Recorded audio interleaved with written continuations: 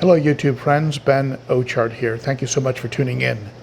I want to go over with you a follow-up on the Hygger Horizon aquarium that I've talked about in several videos.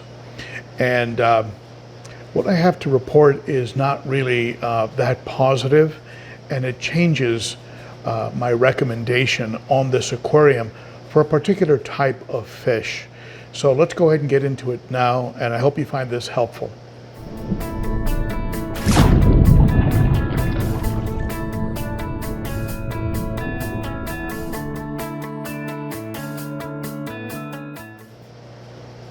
So as you know, if you follow the channel, I've recently set up a planted tank that you can see here.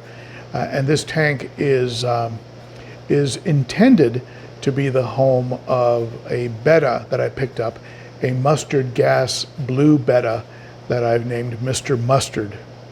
And what I discovered as I was setting up this tank and adding plants, and ultimately I added 5 small neon tetras just to sort of test out the tank. They were sort of my canaries in the mine fish that I put into the tank, and they started disappearing.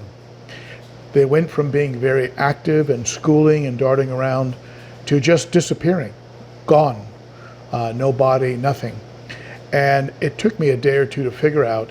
And after I pulled out the filter, as you can see here, after I pulled out the filter, I discovered that what was happening was the fish were getting trapped in the very tight space that exists between the filter that is provided by Hygger, between the filter and the back wall.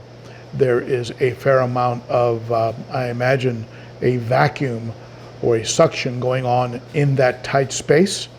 And if the fish is small enough, it can work its way, it can wiggle its way into there, and then ultimately get stuck and die. And so I opened up that area and discovered the body of a few fish and realized that they were just simply getting up in there and unable to get out. With that being said, I would not recommend this Hygger aquarium as a nano fish tank. For very small fish like your pencil fish, your celestial danios, very small fish. Fry, I wouldn't put fry in it, only because they'll be able to get between the 3D background and that filter unit and ultimately get stuck in the filter and die.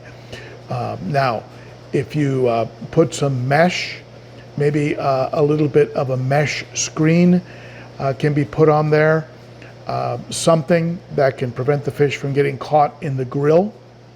That could help.